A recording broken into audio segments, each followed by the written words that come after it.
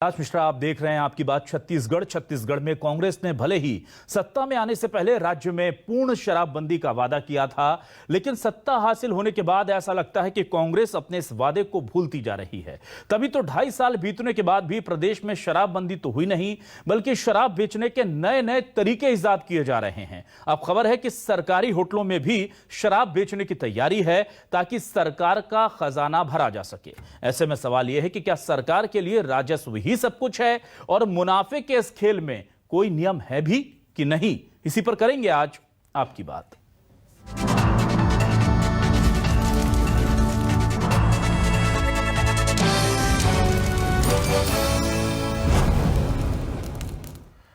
सरकार व्यापार नहीं करती, लेकिन शराब के मामले में सरकार को सिर्फ और सिर्फ मुनाफे की भाषा समझ आ रही है, सिर्फ और सिर्फ कमाई का जरिया दिख रहा है। राजस्व मंत्री से हम इस बारे में बात करना चाहते थे। रविंद्र चौबे से हमने बात की और पूछा कि भाई आखिर ऐसा क्या है कि अब होटलों में भी शराब सप्लाई करेंगे? ये सरकारी होटल हैं, जो आप टूरिस्ट स्पॉट पर सरकारी होटल्स मोटल्स देखते हैं, वहां पर भी अब आपको शराब परोसी जाएगी।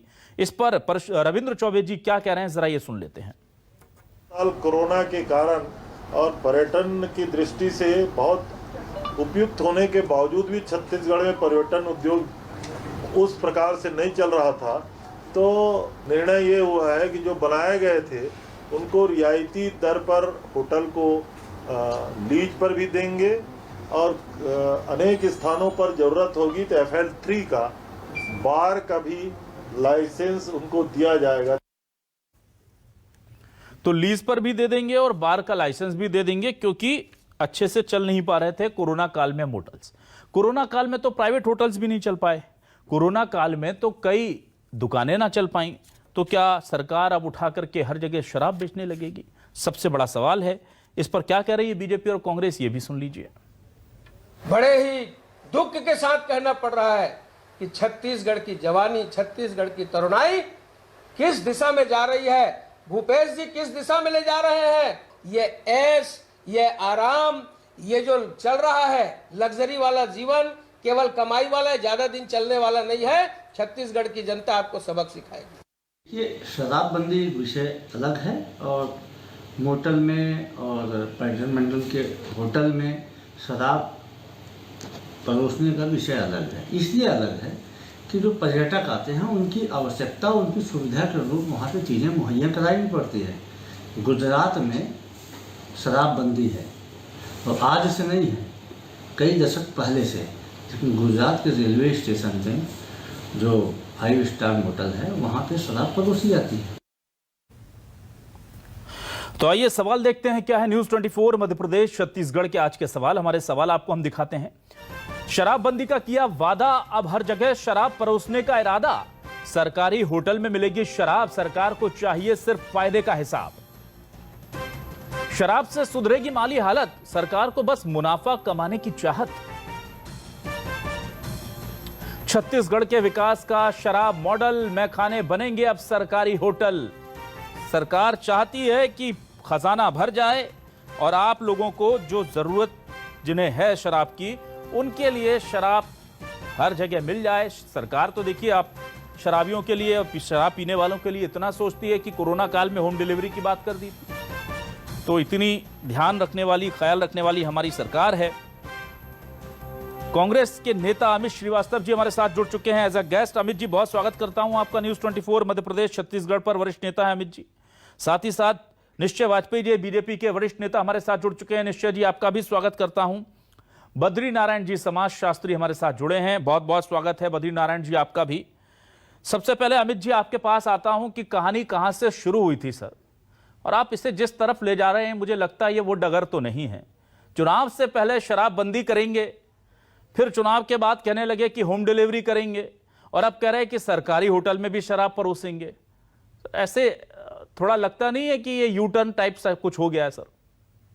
अमित जी को आवाज नहीं मिल रही है शायद। चलिए अमित जी के पास दोबारा आएंगे। निश्चय जी हमारे साथ है, निश्चय जी से सवाल ले लेते हैं। निश्चय जी, सरकारी होटल में शराब मिल जाएगी तो क्या दिक्कत है? जब पूरे सभी जगह मिल रही है तो कॉम्पीट कर पाएंगे सरकारी होटल भी, वहां पर भी पर्यटक आने लगेंगे, सरकार की कमाई बढ़ जाएगी, क्योंकि जिन्हें पीना है वो तो पी रहे हैं।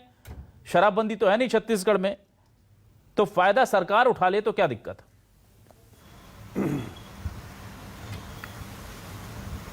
नहीं, फायदा तो वही उठाएंगे जो दारू से पैसे कमा रहे हैं छत्तीसगढ़ में। और वो अभी विधानसभा में सरकार ने एक आंकड़ा दिया था, 1800 करोड़ रुपए की कमाई बताई एक प्रश्न के जवाब में भूपेश बघेल जी की सरकार ने। अगर आप ये समझेंगे कि जो अमला है, आबकारी अमला, उसका खर्चा और जो दुकानों के संचालन का खर्चा है, तो समझ में आ जाएगा आपको कि बच तो कुछ नहीं रहा है। विषय इसमें सरकार के कमाने का नहीं है। जो सरकार की सत्ता पे बैठे हुए लोग हैं, उनके जो अवैध कारोबार हैं, जिसको लेकर के आज से और मैं एक बात आपसे बोलना चाहूंगा अभिलाष जी, इस सरकार को 3.5 साल हो गए शराबबंदी का वादा किए, 2.5 नहीं हुआ है। तो एक इनकम टैक्स का छापा पड़ा था जिसमें मुख्यमंत्री निवास के प्रमुख अधिकारी और मुख्यमंत्री के नजदीकी नेताओं का एक गठजोड़ है जो अवैध शराब और अवैध रेत का कारोबार छत्तीसगढ़ में चलाता है। इसकी फाइंडिंग इनकम टैक्स डिपार्टमेंट को मिली है और उन्होंने ये प्रेस नोट दिया है। हमारे यहाँ ये जो मोटेल जिसकी बात अभी माननीय मंत्री जी कह रहे थे, वो भी उन्हीं लोगों को दिया जाएगा। वो वहां पे अवैध शराब, तो यहाँ की सरकारी दुकानों में अवैध शराब बिकती है, ये बड़ा नायाब हमारे छत्तीसगढ़ में खेल चल रहा है। और ये मोटेल भी उनको दिए जाएंगे, ये सब उसी के लिए है। इनको घर घर दारू ये जो बेचने का व्यवस्था बनाई है, पूरी कोचियागिरी चल रही है, हर मोहल्ले में शराब मिल रही है। कथनी और करनी का जो अंतर है, और मैं तो बहुत दुख के साथ मैं सुन रहा था कि गांधी बाबा के नाम पर वोट मांगने वाले लोग शराबबंदी को ना तो समझते हैं और ना उस वादे की गंभीरता को ये समझते हैं। इन्होंने बहुत झूठे तरीके से जनता को छल करके शराबबंदी की बात की ताकि ये सत्ता पे बैठ जाएं और दारू बेचें अवैध तरीके से और पैसे खुद अंदर करें। सरकार को कोई पैसे नहीं मिल रहे। ठीक है, बद्री नारायण जी, आपसे पूछता हूं कि सरकार अगर होम डिलीवरी करने लगे देश में कि आप घर से आकर के आपके घर पे आके हम शराब दे देंगे, जिस छत्तीसगढ़ के अंदर दवाओं को लेकर के किल्लत रही हो, कोरोना काल में अनाज को लेकर के किल्लत रही हो, हम अगर ये देखते हैं कि अनाज आपको घर में मिल जाएगा, लॉकडाउन में बाहर मत निकलिए, सरकार आके अनाज दे रही है, सरकार दवाएं घर पहुंचा रही है आपके लिए, तो हमें लगता है कि वाह क्या रामराज आ गया। लेकिन सरकार ने कहा अनाज के लिए अभी आप देखिए जो है दुकानें खुलेंगी, लॉकडाउन हटेगा तब देख लेंगे, पर हाँ शराब चाहिए तो घर पहुंचा देंगे। और अब जाकर के कह रहे हैं कि सरकारी होटलों में भी शराब दे देंगे। क्यों दे देंगे? तो बड़ा अच्छा सा लॉजिक है कि वो कोरोना काल में जो है ना बहुत नुकसान हो गया, तो पहले तो लीज पर दे देंगे और फिर उनको शराब का लाइसेंस दे देंगे प्राइवेट कंपनीज को। कैसे देखते हैं आप? देखिए अभिलाष जी, ये सरकारें जो हैं पैसे के लिए एक इस शराब को इस तरह से अलाउ करती हैं बाजार में, लेकिन उनको ये समझना चाहिए कि पैसे और तरह से भी कमा सकते हैं। जो हमारे नैतिकता का लोप है उससे पैसे कमाना क्या ठीक है? दूसरी बात यह है कि शराब डबल एज सॉर्ड है। एक तरफ इलीट से वो आपको पैसा दिलाता है, दूसरी तरफ मार्जिनल और गरीबों के जीवन में घनघोर जो अन्याय है, यानी एक पति पत्नी को मारता है, तमाम तरह से जो ऑपरेशंस होते हैं औरतों पे, उसका कारण शराब बनता है। और ये एक तरह से महिला उत्पीड़न का भी बहुत बड़ा कारण है शराब। तो मुझे लगता है कि शराबबंदी, इसलिए कांशीराम जी ने उत्तर प्रदेश में शराबबंदी का आंदोलन अपने शुरू का मूवमेंट में किया था। लोहिया लगातार शराबबंदी के उसमें ये सारे जो मूवमेंट्स है, सोशल रिफॉर्म मूवमेंट्स को इनको मानते रहे हैं। लेकिन पता नहीं है सरकारें अब ये खास करके न्यू लिबरल इकोनॉमी के बाद और भी इतनी आबाद हो गई है कि वो सोच ही नहीं रही है कि शासन की, गवर्नेंस की एक नैतिकता भी होती है। गवर्नेंस सिर्फ गवर्नेंस नहीं होता, गवर्नेंस सिर्फ पैसा कमाना और पैसा खर्च करना नहीं होता, गवर्नेंस सिर्फ सोशल रिकॉन्स्ट्रक्शन भी होता है। और इसको ये नहीं समझ रही है। और शराब का क्या अर्थ है सामाजिक जीवन में, उनको ठीक से समझना होगा। परिवारों को किस तरह से तोड़ती है और कुछ पैसों के लिए शराब को किस तरह से अलाउ करना चाहिए। ठीक है अमित जी, मेरा सवाल अमित जी सिंपल ये है कि आपने शराबबंदी का वादा किया था और फिर उसके बाद होम डिलीवरी करा दी, और अब होटल्स में, क्योंकि सरकारी होटल में शराब अगर सीधे सरकार बेचेगी तो जाहिर सी बात है उस पर ज्यादा उंगली उठ जाएगी, तो उसका एक शॉर्टकट निकाल लिया कि हम नहीं बेच रहे साहब, ये तो प्राइवेट वाले हैं, इनको दिया था, ये बेच रहे हैं, तो ये भी आपने निकाल लिया। अब जनता इतनी भी भोली नहीं है अमित जी जितना आप लोग समझ रहे हैं उसे। देखिए अभिलाष जी, मुझे ऐसा लग रहा है कि जिस प्रकार से भाजपा के सम्मानित नेता अभी कह रहे थे, और मुझे ऐसा लगता है कि उनको अपने नेता मोदी जी को ये कह देना चाहिए कि पूरे देश में शराबबंदी कर दीजिए। तो मैं आपको एक याद दिलाना चाहता हूं कि राम के नाम पे ये राजनीति जरूर करते हैं, धर्म के नाम पे राजनीति करते हैं, लेकिन कोरोना काल में मंदिर कई दिनों तक बंद थे और शराब मैखाना खुलने का आदेश सबसे पहले मोदी गवर्नमेंट ने दिया था। तो इनकी कथनी और करनी का फर्क, ये तो डिफरेंस दिख रहा है। दूसरा, इंटेंशन वो नहीं है। देखिए, पिछले सरकार में जिस प्रकार से अंधाधुंध अपने नेताओं को फायदा पहुंचाने के लिए, उपकृत करने के लिए जो एक मोटल्स बनाए गए थे और लगातार पर्यटन को बढ़ावा देने के उद्देश्य से ये कहा गया था कि इससे पर्यटन जो है छत्तीसगढ़, क्योंकि बहुत ही सुंदर पहाड़ियों, नदियों से धार्मिक स्थल है और पुरातत्व विभाग यहाँ पर जिस प्रकार से आप देखेंगे कि छत्तीसगढ़ पर्यटन को बढ़ावा अभी तक पूर्ववर्ती सरकार के द्वारा नहीं दिया गया था, लेकिन उनके द्वारा ये मोटल्स बनाए गए थे। और अगर आप देखेंगे तो ये मोटल्स को संचालन अगर कोई करता था तो इनके ही नेता करते थे। अब आप देखिए, जब हमारी सरकार आई और जिस प्रकार से रामपथ गमन बन रहा है, कौशल्या माता का मंदिर बन रहा है, लगातार जो विकास के कार्य, पर्यटन को बढ़ावा देने के लिए जो और भी स्थान हमारे द्वारा चिन्हांकित किए गए हैं, 138 पर्यटन स्थल जो, तो सरकार ने ये देखा कि अब जो करोड़ों रुपए जनता की गाड़ी कमाई का पूर्ववर्ती सरकार ने लगा दिया है, वो मोटल्स को रखने के लिए, वहां पर इंफ्रास्ट्रक्चर को जो मेंटेन करने के लिए खर्चा जो सरकार का लग रहा है वो अलग है। जिनको इन्होंने दिया था वो उन्होंने नुकसान पहुंचा के सरकार पे वो जिस प्रकार से साइडलाइन हो गए हैं। सरकार ने एक निर्णय लिया मध्य प्रदेश और उड़ीसा की तर्ज पर कि वहां पर जो पर्यटन पे काम किया जा रहा है, जिस प्रकार से पर्यटन को बढ़ावा देने के लिए, और वहां पर रिजल्ट भी अच्छे आए। तो हमारे अधिकारी मध्य प्रदेश और उड़ीसा का दौरा करके आए और वहां की पर्यटन नीति को समझा भी, और उस प्रकार से यहाँ पर हमने ये निर्णय लिया। और मैं आपको एक और अहम बात बताना चाहता हूँ कि केवल छत्तीसगढ़ को खनिज, या पूर्ववर्ती सरकार के जिस समय से 2 जिले से 14 जिला तक नक्सलवाद पहुंच गया था, सिर्फ इसीलिए ना जाना जाए, छत्तीसगढ़ बहुत ही रिच है। क्यों, अब मैं आपको बता दूं। देखिए, त्रेता युग में जिस प्रकार भगवान राम ने यहाँ पर लंबा समय गुजारा, द्वापर युग में भगवान कृष्ण और अर्जुन यहाँ पर आए, वो ठीक है सर। काल में सर, तो मैं कम से कम मेरा सवाल ये है अमित जी कि ना तो मोदी जी ने कहा था कि मैं केंद्र में आऊंगा तो शराबबंदी कर दूंगा, ना ही शिवराज सरकार ने कहा था, शिवराज सिंह चौहान ने, कि हम आके शराबबंदी कर देंगे, और आपने उड़ीसा का नाम लिया तो ना ही उड़ीसा के सीएम ने कहा था।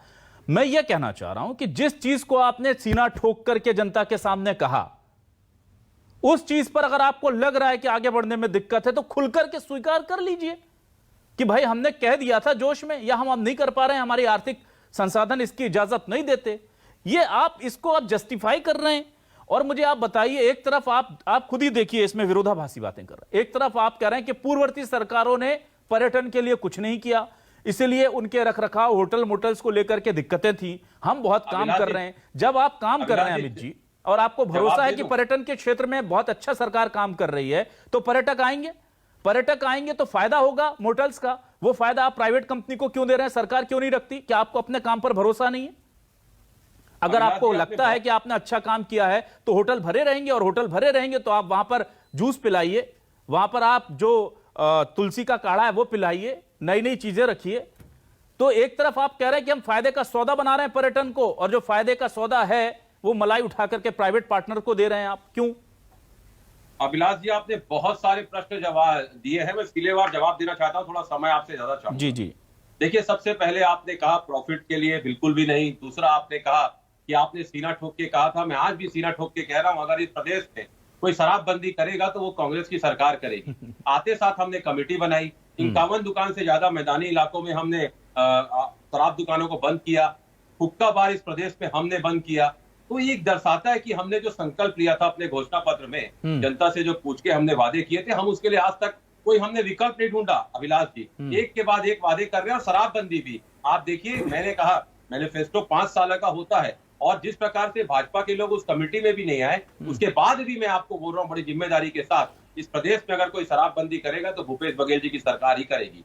तीसरा, आपने कहा प्रॉफिट के लिए सरकार क्यों नहीं चलाती। देखिए, सरकार का काम मोटर्स चलाना नहीं होता, मुझे ऐसा लगता है, क्योंकि जिस प्रकार से आप और भी दीगर काम होते हैं सरकार को, लेकिन अगर वही रिस्पॉन्स अच्छी दूसरे प्रदेशों से, हम उनके जैसे नहीं, जैसे हमारी नीतियां इनको अच्छी लगी, ये उसको एक्सेप्ट करने में घबराते हैं।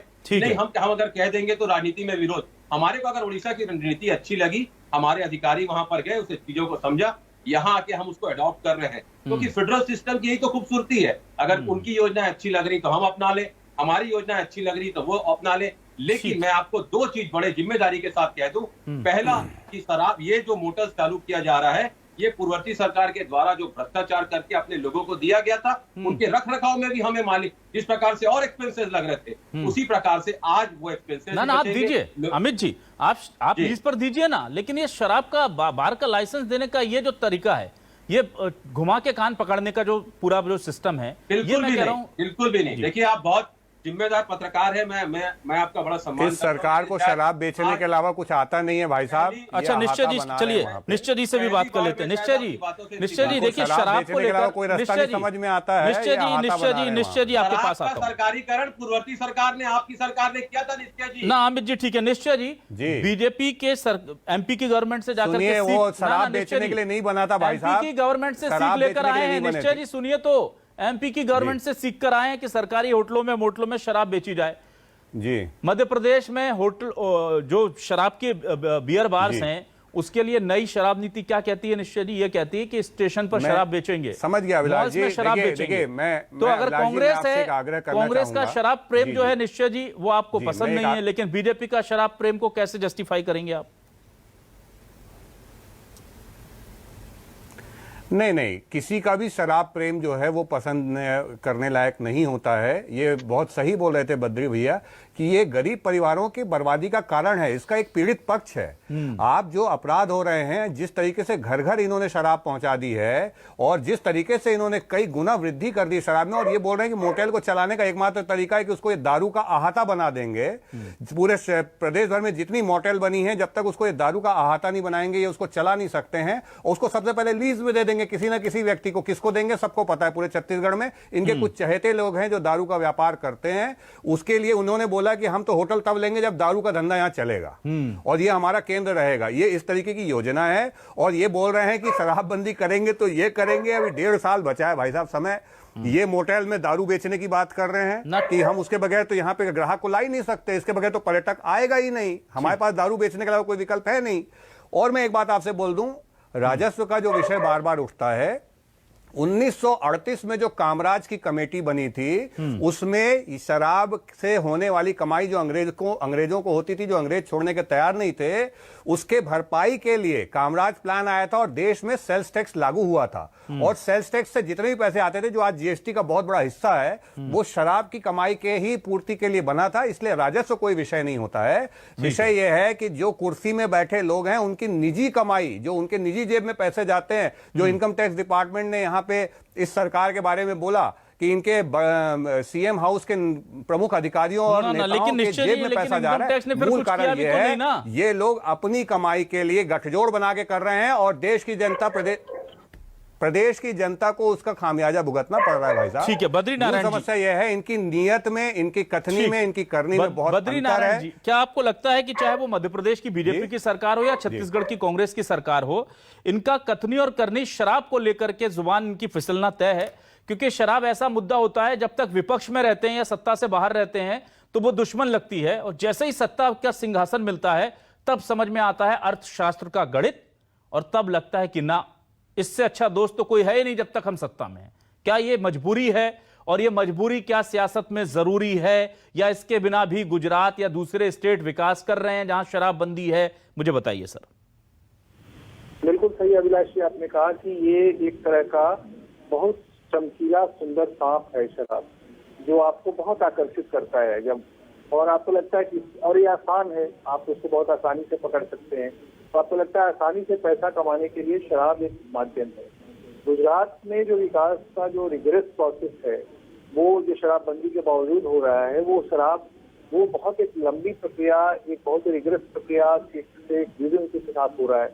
तो जो हमारे एडमिनिस्ट्रेटर हैं, हमारे चीफ मिनिस्टर्स हैं, उनको आसान रास्तों की जगह जो कठिन रास्ते हैं विकास के, यानी इनको अपनाना चाहिए। दूसरी बात यह है, जो अभी अमित जी कह रहे थे कि वहाँ के टूरिज्म, जो मुझे लगता है कि जो छत्तीसगढ़ का भी है, वो 60-70% धार्मिक टूरिज्म है, जिसके लिए शराब की कोई जरूरत नहीं है। मुझे लगता है शराब की जरूरत तो उन टूरिज्म टूरिस्ट सेंटर्स के लिए है जो एक अलग तरह से नॉन धार्मिक किस्म के स्पेस है। यहाँ कोई शराब पीने नहीं जाता। तो मुझे नहीं लगता कि शराब से आप टूरिज्म को जोड़ देंगे और उससे मोटेल को जोड़ देंगे। मोटेल को आप चलाइए बिना शराब के भी, यानी टूरिस्ट शराब पीने ही नहीं जाता, ये हमें समझना होगा। और टूरिज्म को एक नए ढंग से एक इवेंट करना होगा, नए ढंग से उसको विकसित करना होगा। ठीक है, अमित जी कुछ कहना चाह रहे हैं आप? हमारी सरकार आने के बाद जिस प्रकार से सांस्कृतिक धरोहर को हमने सजोने का काम किया, और अभी मेरे बहुत अच्छे मित्र हैं निश्चय भाई, लेकिन अभी उन्होंने कहा कि कोई कह रहा है जो शराब की लॉबी चला रहा है कि दारू नहीं लेंगे तो हम मोटन नहीं लेंगे। मुझे ये पता नहीं था कि निश्चय भाई आजकल ज्योतिष भी हो गए, या अगर वो शराब लॉबी अगर इनसे कही होगी तो मुझे नहीं पता, लेकिन ये बात बिल्कुल असत्य है कि मैं इससे बिल्कुल इत्तेफाक नहीं रखता। प्री कंडीशन बनाई ना अमित भाई, जी प्री कंडीशन बनाई भाई। मंत्री जी को सुना, अभी हमने मंत्री जी को सुना, उन्होंने बोला है। जी जी, नहीं आपने कहा ना कि जो शराब लॉबी है वो कह रही है कि क्या बोलते हैं, अगर मोटल में दारू नहीं पिलाया जाएगा तो हम लेंगे नहीं। देखिए जिस प्रकार से मैंने कहा, ये तो चॉइस का मामला है। देखिए अगर कोई पीता है कोई नहीं पीता, ना अमित तो जी नहीं पीता है। देखिए आज आप मुझे लग रहा है सेल्फ गोल कर रहे हैं अमित जी। अगर ये चॉइस का मामला है और ये आप कह रहे हैं, आप कहना चाह रहे हैं कि होटल को लेने वाले लोग मिल रहे हैं जो बिना शराब के लाइसेंस के भी होटल लेने को तैयार हैं, तो उन्हें दे दीजिए, क्यों आप इस पर चढ़ना पड़ रहे हैं? देखिए मैं अभिलाष जी बता दूं, ये ग्लोबल टेंडर हो रहा है। हाँ। विश्व से कोई भी आ सकता है। हाँ। ये और जिस प्रकार से ये कह रहे हैं कि अपने चहेते लोगों को दे देंगे, तो मैं आपको बता दूं कि ये ग्लोबल टेंडर हो रहा है जो टूरिज्म बोर्ड करा रहा है। ठीक है। और ग्लोबल टेंडर में जो global tender for government hotel, आप जाएंगे साइट पे और विश्व का कोई भी व्यक्ति जो अगर चलाना चाहे और जो अच्छे अमित जी वो मैं मान रहा हूं, आपकी प्रक्रिया पे पारदर्शिता की बात मैं स्वीकार कर रहा हूं। मैं उस प्रक्रिया में प्रक्रियागत या जो नीतिगत दोष है कि उसमें आप कंडीशन अप्लाई जब लिखते हैं कि ये कंडीशन से, उसमें एक लिख सकते हैं ना कि भाई ये सरकारी मोटल्स हैं, आप लीज पर ले रहे हैं, आप इसके मालिक नहीं हैं अभी, तो आप इसमें शराब नहीं परोस सकते, ये दे दीजिए। एक टेंडर ऐसा जारी करके देख लीजिए, अगर होटल मोटल्स नहीं निकलते हैं, आपके नहीं बिकते हैं, कोई नहीं आता है इस कंडीशन पर, फिर आप शराब के साथ कर सकते हैं एक प्ली दे करके कि देखिए भाई हमने कोशिश की थी, बिना शराब के छत्तीसगढ़ में कोई पर्यटक नहीं आएगा। भले ही हमने पर्यटन की नीति को इतना अच्छा विकास कर लिया, लेकिन लोग यहां हमारी छत्तीसगढ़ की खूबसूरती देखने नहीं, सिर्फ शराब पीने आ रहे हैं, इसलिए हमको शराब देनी पड़ रही है। आप स्वीकार कर लीजिएगा और लगा दीजिएगा नीति आगे। जी बिल्कुल। देखिए दो चीज आपने कही, एक चीज आपने कही लीज, तो लीज ही दी जा रही है 30 साल की। दूसरा आपने कहा कि एक बार आप निकाल के देखिए अगर उसके बिना ना हो। आपका सुझाव बहुत अच्छा है। हाँ। निश्चित तौर पे मैं पर्यटन मंत्री तक आपका ये सुझाव जरूर पहुंचाऊंगा। बिल्कुल। देखिए बात इसलिए अमित जी इस मामले को लेकर गंभीरता हमारी इसलिए है क्योंकि जब वादा करके आप लोग आए हैं, जी निश्चय जी, जब वादा करके यहां पर आए हैं, मैं मध्य प्रदेश के लिए जब डिबेट करता हूं तो शिवराज सिंह चौहान के 3 बयान निश्चय जी उनको भी सुनाता हूं, जो पिछले उन्होंने 8 साल पहले कहे थे कि हम शराबबंदी करेंगे, फिर 5 साल पहले कहा था हम शराबबंदी करेंगे, फिर 2 साल पहले कहा था, हम 1.5 साल पहले कि हम शराबबंदी करेंगे, और अब जो है हम देखते हैं कि वहां शराब नीति कहती है कि आप तो जितनी शराब की दुकानें मॉल्स में खोल सकते हैं खोलिए। तो ये जो दुविधा भूपेश बघेल सरकार के साथ है और सभी सरकारों के साथ है। निश्चय जी 5 सेकंड 10 सेकंड में आप अपनी बात रखें। अभिलाष जी मैं एक ये जो आप बात बोल रहे हैं, सभी राज्यों में पूरे देश में शराबबंदी होनी चाहिए। हमारा संविधान भी कहता है कि एक ना एक दिन राज्यों को शराबबंदी करना है, ये संविधान बोलता है। ये कब करना है, कैसे करना है, परिस्थिति अनुरूप राज्य सरकारों को निर्णय लेना है। जो कुर्सियों पे बैठे हैं उन लोगों को निर्णय लेना है। लेकिन मेरा ये कहना है कि अगर आपकी सरकारी दुकान में अवैध शराब बिक रही है, अगर आपके मोटेल्स की आप प्री कंडीशन बना रहे हैं कि हम दारू बेचने के लिए मोटेल किराए में दे रहे हैं, इस तरीके की चीजें बहुत ही खराब है। मैं एक बात अमित भाई से बहुत मतलब मैं वाकई में मेरे बहुत अच्छे मित्र हैं, मैं एक हल्के फुल्के अंदाज में बात बोलना चाहता हूं कि जो ग्लोबल टेंडर ये कर रहे हैं, ये ग्लोबल टेंडर बाकी सब चीज के लिए तो बाहरी लोग को ही ठेका मिलता है, लेकिन ये दारू के मामले में लोकल फॉर वोकल है। मैं आपको बता दे रहा हूं, कितना भी ग्लोबल कर लेंगे, मिलना इन्हीं को, चलाना इन्हीं को है। अभी भी शराब की सप्लाई छत्तीसगढ़ में कौन कर रहा है आप भी जानते हैं, पूरी जनता भी जानती है। जिस तरफ इशारा कर दिया, मेरा कहना है ये तो इनकम टैक्स डिपार्टमेंट वाला लिख के चला गया मेरे भाई। अभिलाष जी ये तो इनकम टैक्स डिपार्टमेंट लिख के चला गया। निश्चय जी, लेकिन लिख के चला गया ना निश्चय जी, आप एक बार इनकम टैक्स को लेटर लिख दीजिए ना कि जो लिख के गया उस पर अमल भी कर लें जरा, लिख करके चले जाकर के सियासी मुद्दा खड़ा हो गया है यहाँ पर, उनको बोलिए कि अमल तो होगी कार्रवाई, वो तो कार्रवाई होगी भाई साहब। मैं ये कहना चाह रहा हूं, जैसे अरे निश्चय जी जैसे आप कह रहे हैं ना कार्रवाई होगी, अमित जी भी कह रहे हैं शराबबंदी होगी, छत्तीसगढ़ की जनता यही तो फंस जाती है कि वादा करते हैं, तारीख नहीं बताते। अरे वो तो मोटेल में दारू बेच रहे भाई। दावा करते हैं लेकिन कब पूरा करेंगे ये नहीं बताते। शुरुआती सरकार में तो 400 करोड़ से 4000। ठीक है, चलिए सर, समय खत्म हो गया अमित जी, निश्चय जी, बद्री जी। लेकिन एक चीज तय है कि छत्तीसगढ़ में जिस तरह से सरकार का शराब प्रेम बार बार उभर कर सामने आता है, उसे देख करके लगता है कि क्या वो वादा झूठा था शराबबंदी का, या अब किसी दूसरे राह पर सरकार चल पड़ी है। जो लॉजिक्स हमें दिए गए इस डिबेट के दौरान सरकार की तरफ से, पार्टी की तरफ से, उनको लेकर के हमारे मन में अभी भी शको शुबा है, जो छत्तीसगढ़ के हर जनता के मन में है कि क्या छत्तीसगढ़ की खूबसूरती को केवल शराब पीकर ही लोग देख पाएंगे और तभी कहेंगे। और आप बताइए कि कोई छत्तीसगढ़ का राम वन पथगमन देखने आएगा, सरकारी होटल में रुकेगा, तो हम चाहेंगे कि वो शराब पी करके वहां पर रुके। सरकारी होटल्स में कम से कम इस तरह की चीज नहीं होनी चाहिए। लेकिन छत्तीसगढ़ की सरकार को हम यह कहकर नहीं रोक सकते, क्योंकि बीजेपी की सरकारें कई राज्यों में ऐसा कर रही है। मध्य प्रदेश में आपको बता दें, ऑलरेडी सरकारी मोटल्स में शराब परोसी जाती है, जबकि वहां पर हिंदुत्व, भगवा, इनको लेकर जमकर सियासत सरकार करती है। तो कहने और करने में अंतर होता है। शराब तो ऐसा विषय है कि इसे जैसे पीने से पहले आदमी कुछ होता है, पीने के बाद कुछ होता है, सत्ता में आने से पहले शराब के लिए कुछ नीति होती है, सत्ता में आने के बाद बदल जाती है। बहुत बहुत शुक्रिया अमित जी, निश्चय जी, बद्री जी और तमाम हमारे दर्शकों का भी नमस्कार।